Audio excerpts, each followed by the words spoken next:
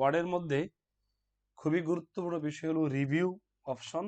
এখানে আমরা দেখতে পাচ্ছি যে রিভিউর মধ্যে প্রথমে আছে spelling and grammar. Spelling and grammar কিভাবে কাজ করে এটা আমরা অনেকে জানি, তারপরে আমরা একটু ফর্মালি একটু বলি। আমরা তার জন্য একটা লেখা নিয়ে আসি। এখানে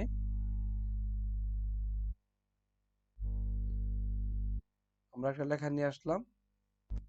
এখন আমরা যদি এইখানে যদি কোনো একটা ভুল ওয়ার্ড লিখি, ধরো আমরা এখানে ওয়ার্ড লিখলাম একটা,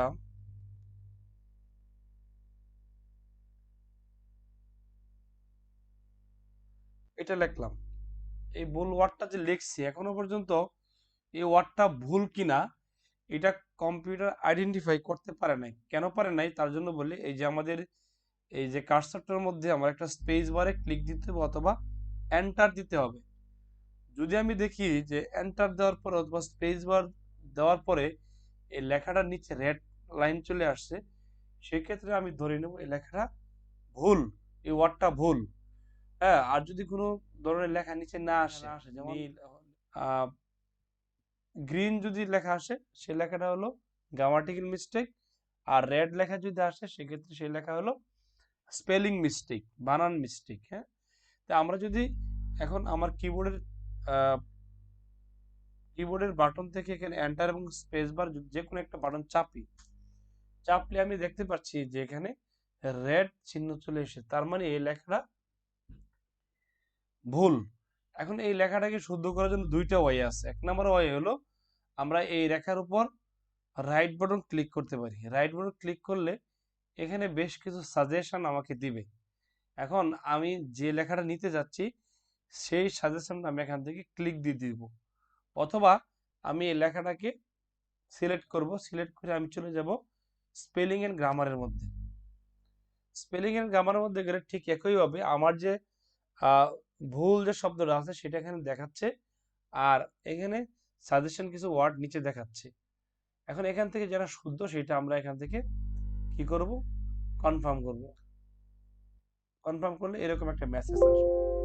তার মানে আমরা বুঝতে পারলাম যে একাধিক যদি ওয়ার্ড যদি ভুল থাকে আমার লেখার মধ্যে, সেই ক্ষেত্রে আমি যদি শুদ্ধ করতে চাই সেটা আমরা স্পেলিং এন্ড গ্রামার দিয়ে নিব। আর যদি সিঙ্গেল ওয়ার্ড থাকে, কোথাও যদি সিঙ্গেল ওয়ার্ড থাকে, সেই ক্ষেত্রে আমরা রাইট বাটন ক্লিক দিয়ে স্পেলিংটা আমরা ঠিক করে নিব। এটা একটা বিষয় ছিল। 2 নম্বর বিষয় হলো আমরা এই দেখতে পাচ্ছি যে এই মাইক্রোসফট ওয়ার্ডের রিভিউয়ের বাটনের মধ্যে আরেকটি রয়েছে ওয়ার্ড কাউন্ট। এই ওয়ার্ড কাউন্ট খুবই গুরুত্বপূর্ণ বিষয়, কারণ আমরা জানি যে অনেক সময় যখন আমরা মাইক্রোসফট ওয়ার্ড নিয়ে আমরা যখন কাজ করি অথবা কোনো পরীক্ষার মধ্যে আমরা অংশগ্রহণ করি, সেই ক্ষেত্রে দ্রুত গণনার জন্য আমরা এই ওয়ার্ড কাউন্টটা খুবই গুরুত্বপূর্ণ বিষয়। এখন এই ওয়ার্ড কাউন্টটা কিভাবে আমরা আসলে গণনা করে এবং কোথায় থেকে নিয়ে আসে সেই বিষয়টি আমরা আলোচনা করতেছি। শুরুতে আমরা যদি এই ওয়ার্ড কাউন্টের উপর ক্লিক দিই, ক্লিক দেওয়ার সাথে সাথে দেখব এরকম একটা মেনু চলে আসছে, মানে স্ট্যাটাস বারের মধ্যে চলে আসছে। এখানে এই স্ট্যাটাস বারের মধ্যে আমরা খেয়াল করি এখানে বেশ কিছু বিষয় আছে। এখানে আছে, প্রথমেই রয়েছে আমরা দেখতে পাচ্ছি যে পেজেস। হ্যাঁ, কতটা পেজ এখানে রয়েছে আমরা দেখতে পাচ্ছি, একটা পেজ।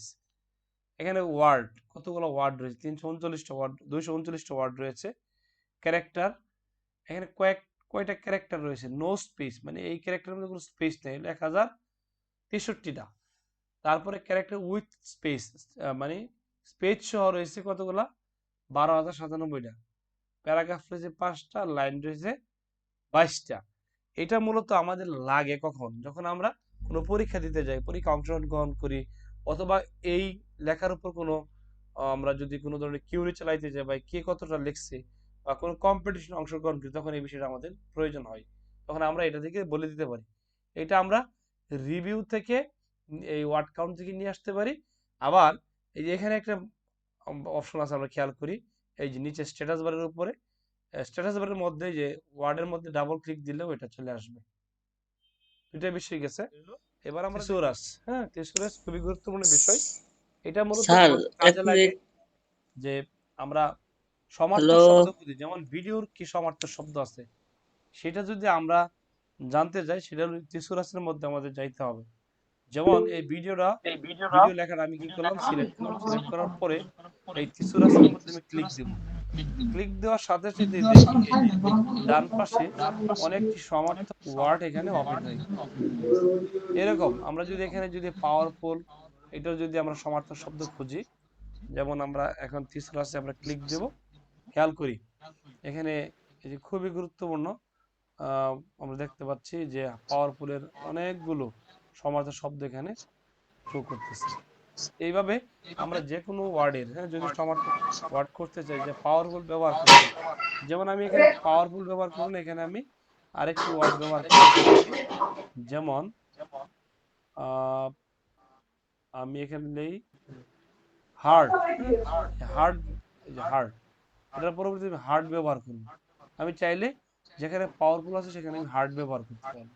এরকম ভাবে প্রত্যেকটা ওয়ার্ডেরই আমরা যদি একাধিক সমার্থক অর্থ খুঁজি, সেই ক্ষেত্রে আমাদের প্রথমে লেখাটাকে সিলেক্ট করতে হবে। যেমন পয়েন্টে আমরা ক্লিক দিই, ক্লিক দেওয়ার পর আমরা থিসোরাসে ক্লিক দেব, ক্লিক দেওয়ার সাথে সাথে দেখতে পাচ্ছি এখানে চলে আসছে এই যে আইটেম, ডিউ, তারপরে পিওর, এরকম ভাবে অনেক ধরনের এই সমার্থক শব্দ এখানে চলে আসবে। ওকে, তারপর রয়েছে খুবই গুরুত্বপূর্ণ বিষয়, সেটা হলো রিড অ্যালাউড। এটা খুবই গুরুত্বপূর্ণ বিষয়। আমরা জানি যে মাইক্রোসফট ওয়ার্ডের মধ্যে অনেক সময় ইংরেজি লেখা থাকে, ইংরেজি লেখাগুলো আমরা অনেক সময় উচ্চারণ করতে পারি না, কারণ আমরা জানি যে বাংলা আমাদের ফার্স্ট ল্যাঙ্গুয়েজ। দেখা যাচ্ছে ইংরেজিটা আমাদের কাছে অনেক কঠিন লাগে, অনেক বানান আমরা অনেক সময় আমরা ওইভাবে উচ্চারণ করতে পারি না।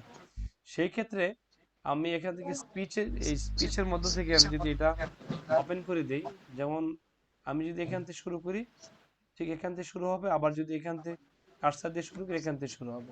আমি এখান থেকে শুরু করতে যাচ্ছি মূলত, আমি ক্লিক দিলাম, ক্লিক দেওয়ার সাথে সাথে দেখতে Video পাচ্ছি provides a যে লেখা অলরেডি powerful way to পড়া শুরু help হয়ে you গেছে, prove your আমার এই point. ওয়ার্ডগুলো অটোমেটিকলি পড়ে যাচ্ছে। When you click এখন online আমি video, চাইলে এটাকে you এই can লেখাটাকে paste ফাস্ট in the করতে পারি, embed ইভেন code এটাকে for আরো the স্লো করতে video পারি, you আরো স্লো want to করতে পারি। add.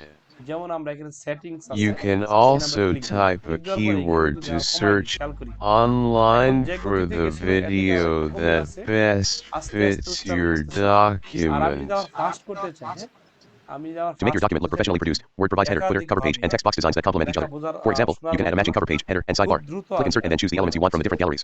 এটাকে Text আমি and styles দ্রুত also করে দিতে help পারি। keep your ইভেন document আমরা coordinated. যদি বুঝতে পারি এরকম ভাবে আমরা When আসলে you মূলত click সেট করে দেবো Design এখান থেকে। and choose একটু a new স্লোলি theme, গেলেই ভালো হবে আমার জন্য, the আমার মনে হয় pictures, সবাই এখান থেকে শুনতে পারবে। charts, sir and hello smart art তারপর graphics আমরা change to বিষয়টা match জানবো your যে new এটা theme. এটা মূলত When আমরা কেন প্রয়োজন, আমাকে প্রশ্ন করতে পারেন আপনারা যে এটা আসলে কেন প্রয়োজন। আমরা আসলে কি লিখতেছি বা কি লিখছি সেটা শোনার জন্য ওয়ার্ডটার উচ্চারণটা কি, সঠিক উচ্চারণটা কি আসলে, কিভাবে উচ্চারণ করা দরকার সেটা আমরা এখান থেকে শুনতে পারি। সেই ক্ষেত্রে আমাদের এই ইংরেজি শেখার ক্ষেত্রেও আমার এটা কাজে লাগে। ওকে, তারপর আছে আমরা দেখতে পাচ্ছি ট্রান্সলেট। আমরা দেখি যে মাইক্রোসফট ওয়ার্ডের মধ্যে এখানে অনেক বিষয় আছে, এখানে অনেক বিষয় আছে। তারপর আমরা চলে ট্রান্সলেটের মধ্যে আমরা জানি যে আমরা অতীতে আমরা জানছি যে আমরা গুগলের মধ্যে যে কোনো লেখাকে যে কোনো ভাষায় আমরা ট্রান্সলেট করতে পারি। আজকে আমরা এই ক্লাসের মাধ্যমে জানবো যে যে কোনো লেখাকে আমরা মাইক্রোসফট ওয়ার্ডের মধ্যে আমরা ট্রান্সলেট করতে পারবো। যেমন আমরা এখানে দেখতে পাচ্ছি যে এই লেখাটা আছে এখানে, আমরা চাচ্ছি যে এই পুরো লেখাটাকে আমরা আরবিতে ট্রান্সলেট করবো অথবা বাংলাতে ট্রান্সলেট করবো। সেক্ষেত্রে আমি হ্যালো লেখাটা স্যার সিলেক্ট করলাম, হ্যালো সিলেক্ট করার পর আমি চলে যাবো ট্রান্সলেট সেকশন, এখানে আমি ক্লিক দিলাম। ক্লিক দেওয়ার সাথে সাথে দেখবো এই পাশে ডান পাশে স্যার দুইটা কথা উইন্ডো এখানে শুনতে ওপেন হয়ে পারছেন গেছে। না? একটা হলো লেখাটা কপি, আমি অলরেডি সিলেক্ট করছি সেইটা, আর আমি যে ভাষায় আমি কনভার্ট করবো সেই ভাষাটা এখানে আরবিক, এটাকে আমরা কনভার্ট করতে পারি অথবা ইনসার্ট করতে পারি, অথবা আমরা চাইলে এখানে এটাকে বাংলা করতে পারি। এখন আমরা এটা বাংলা করব, আমরা এটাকে এন্টার দিলাম, তারপর এটা আমরা লিখব বেঙ্গলি, বাংলা, এই যে বাংলা, এই যে পুরো লেখাটা বাংলা হয়ে গেছে, খেয়াল করি। এটাকে আমরা এখানে সেভ করে দিব।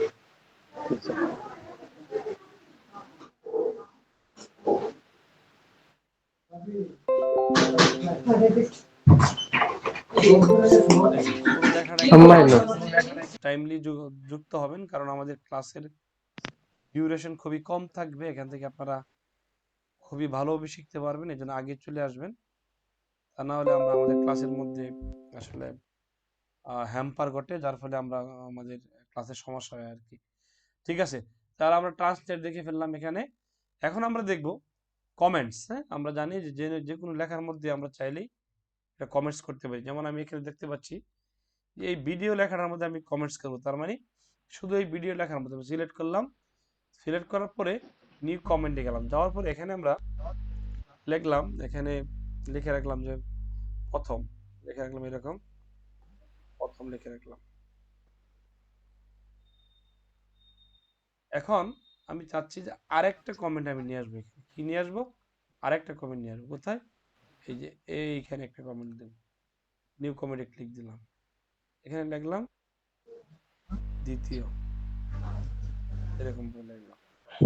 খেয়াল করি এখন কি নাই, এখন আমরা এই এই এই কমেন্টের এটা আমরা এখন কাইটা দিব, এখান থেকে আমরা হাইড করে দেব।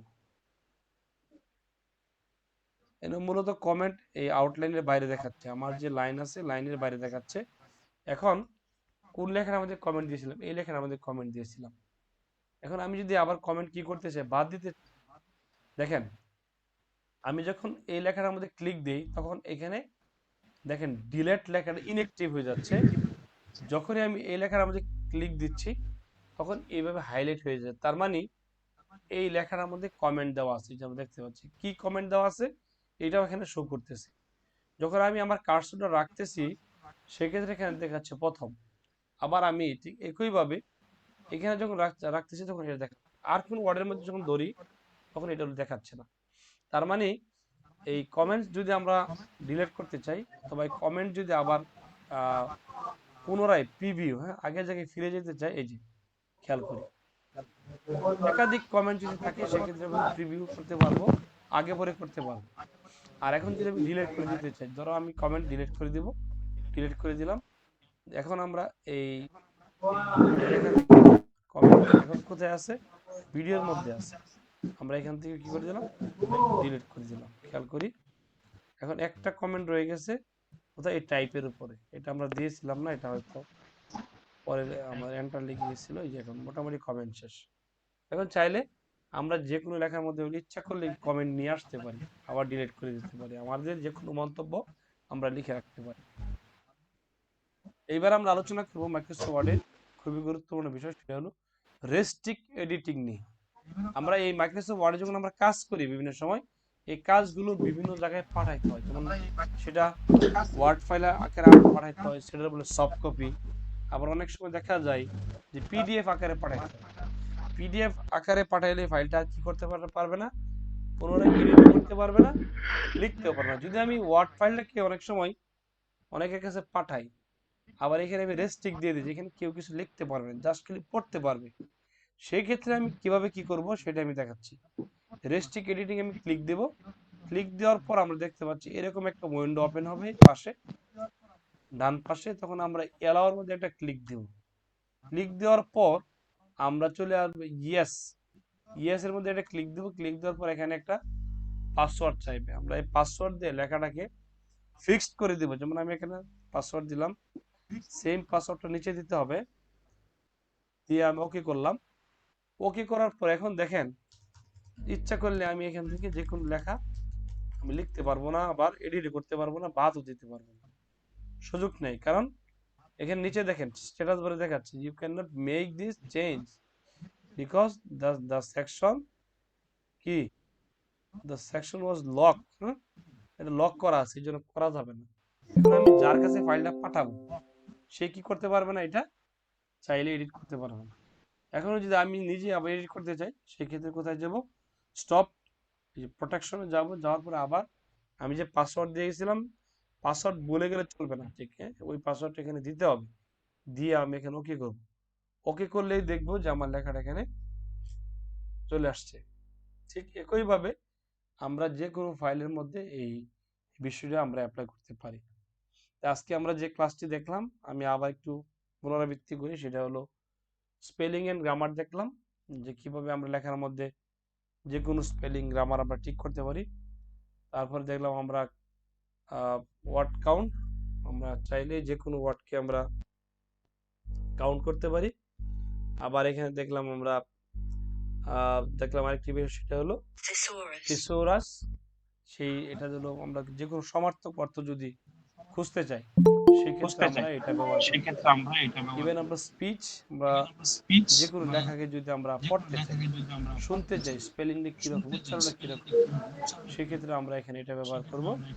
আর যে কোনো লেখাকে যদি আমি ট্রান্সলেট করতে যে কোনো ভাষায়, স্প্যানিশ, জাপানি, ফ্রান্স, চায়না, যে কোনো ভাষায়, সেটা আমরা এই ট্রান্সলেট দিয়ে আমরা করতে পারি। তারপর যে কোনো লেখায় আমরা কমেন্টস দিতে পারি। তারপর আমরা এখানে দেখলাম সর্বশেষ রেস্ট্রিক্ট এডিটিং।